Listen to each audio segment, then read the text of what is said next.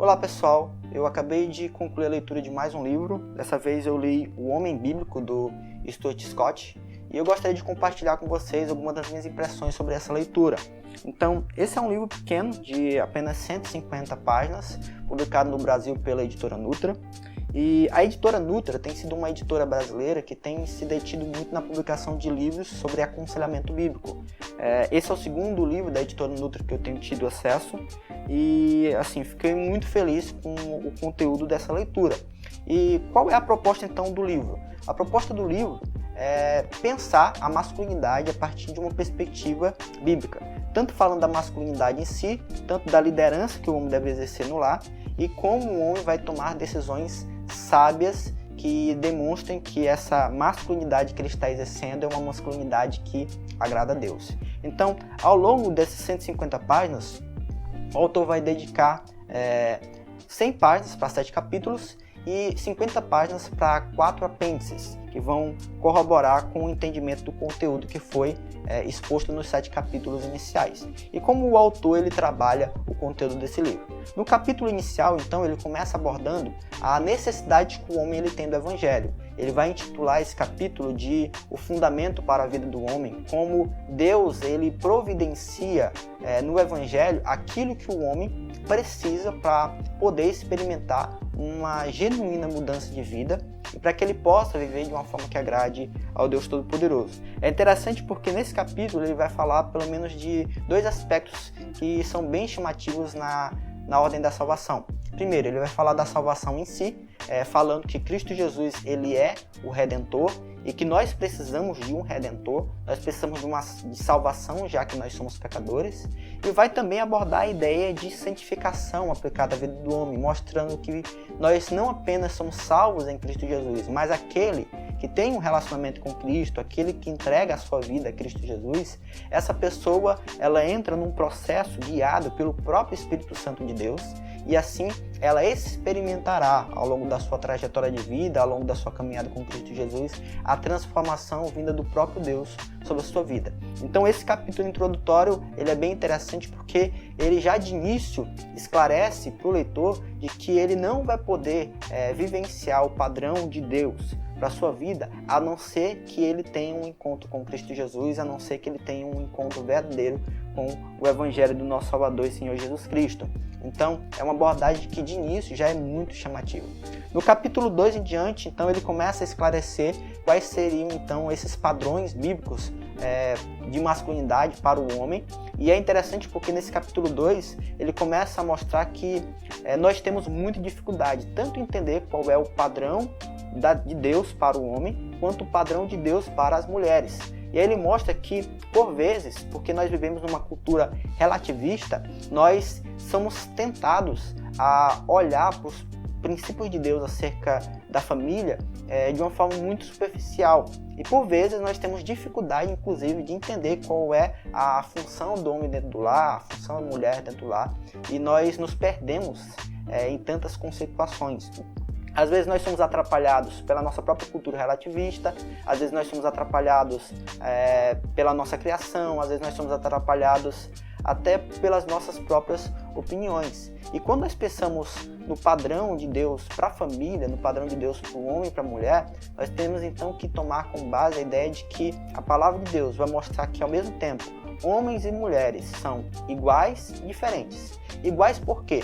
São iguais porque o homem e a mulher, tanto um quanto o outro, eles foram criados à imagem e semelhança de Deus, mas eles são diferentes porque dentro da família, dentro do contexto do lar, Deus estabeleceu o homem e a mulher com funções diferentes. O homem vai exercer a função de autoridade, de líder, e a mulher vai exercer a função de auxiliadora, e ela vai ter que desenvolver a submissão. E aí é bem interessante porque nesse capítulo ele mostra, inclusive, de que nós temos conceitos bem errados acerca do que seria a autoridade bíblica, conceitos bem errados acerca da submissão, e exorta o leitor a se aprofundar nesse conteúdo, até para que a autoridade não venha ser exercida de uma forma pecaminosa e nem a submissão venha ser vista simplesmente como um fardo.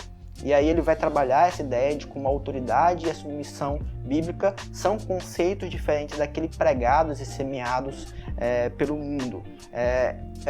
Foi um capítulo que me atraiu muito, foi um capítulo bem esclarecedor, e eu confesso a vocês que foi o capítulo que eu acredito que o autor ele foi mais bem sucedido. Nos capítulos seguintes, então, ele vai tentar mostrar como é que o leitor ele vai poder exercer o padrão bíblico de masculinidade dentro do contexto do casamento. Foi algo até que me surpreendeu, porque quando eu olhei o título do livro, eu pensei que ele fosse falar tanto do casamento quanto da criação de filhos, mas não. Nesse livro em especial, ele se detém simplesmente a como o homem pode viver o padrão de masculinidade dentro do casamento em si. E aí, quais são os princípios que ele aplica para poder explicar isso para o leitor? Ele comenta o texto, no qual, falando em Efésios, Paulo diz que o homem ele deve amar a sua esposa assim como Cristo ama a igreja e se sacrificou por ela. E comentando esse texto, então, ele aborda a ideia de que o homem ele deve se ver como responsável pela família e em especial pela esposa. E o papel que ele deve exercer dentro do contexto lá é um papel de amor, assim como um pastor que ama as suas ovelhas. E aí ele vai trabalhar essa ideia de que o marido ele deve se ver como um pastor da família, um pastor do lar, em que ele vai não apenas prover o alimento físico, mas ele deve se preocupar com a família e se questionar se a sua família está genuinamente aprendendo do Evangelho e aprendendo a amar a Cristo Jesus. Então é interessante porque nessa abordagem, ao tratar sobre esse ponto, ele mostra que quando nós pensamos em termos de discipulado para a família, o principal preocupado com esse tema deve ser o marido. O marido ele deve se ver como aquele responsável por a esposa e aquele que vai mentorear a sua esposa, para que ela possa aprender sobre o Evangelho e ela possa seguir na sua caminhada com Cristo, amando mais e mais a Cristo Jesus. E aí, ao abordar sobre isso, ele mostra que o marido, então, ele é o líder do lar e ele deve se preocupar em mentorear a sua esposa, em discipular a sua esposa, ao mesmo tempo que ele próprio é um exemplo para a família. Quando ele exorta a esposa a amar a Cristo Jesus, ela deve ver no esposo esse exemplo de um servo que ama a Cristo Jesus, alguém que está próximo a ela e que demonstra no seu dia a dia que a caminhada dele não é apenas de falar sobre Cristo, mas é de viver com Cristo Jesus e de proclamar algo que ele já experimenta na prática com Cristo Jesus. No capítulo seguinte, então, ele vai abordar como é que essa liderança, ela leva, então, logicamente, a tomada de decisões, e na tomada de decisões, o homem ele deve tomar decisões baseadas na palavra de Deus. E aí ele vai falar que nós devemos nos deter à palavra de Deus, porque ela é a revelação de Deus para as nossas vidas. E se nós queremos tomar decisões que glorifiquem ao Deus Todo-Poderoso, essas decisões elas devem ser fundamentadas restritamente na Bíblia e não em outros critérios. Por exemplo, ele cita inclusive de que quando nós vamos tomar decisões, nós usamos mais diferentes critérios. Às vezes, para estabelecer as nossas próprias opiniões, primeiro nós olhamos para a opinião da nossa cultura, a opinião das pessoas à nossa volta. Às vezes nós somos levados a tomar decisões a partir da opinião da mídia, das redes sociais, daquilo que está mais na moda no presente momento.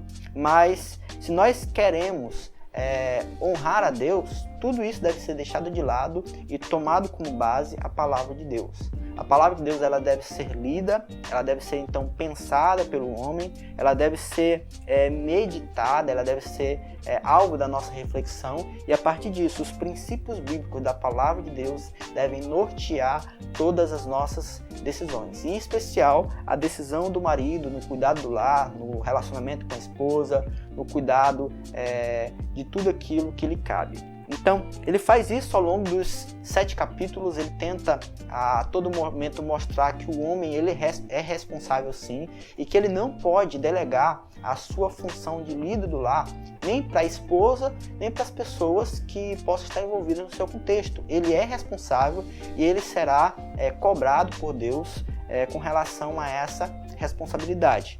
Então, para quem eu indicaria esse livro? Pensando numa prescrição literária.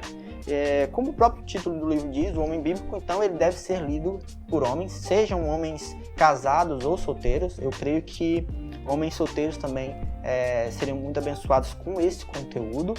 Mas um outro grupo que eu também acredito que deve ter acesso e ler esse livro são as mulheres.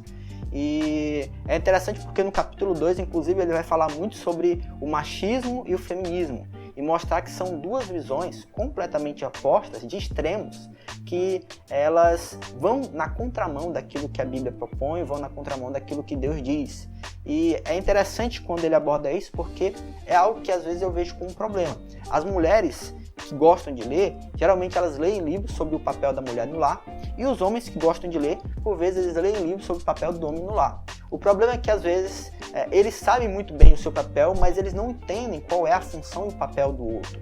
Então eu creio que a leitura desse livro seria muito interessante para as mulheres também, tá certo? Espero que esse conteúdo tenha abençoado a sua vida. Esse é o nosso vídeo de hoje. Que Deus abençoe a sua vida e até a próxima.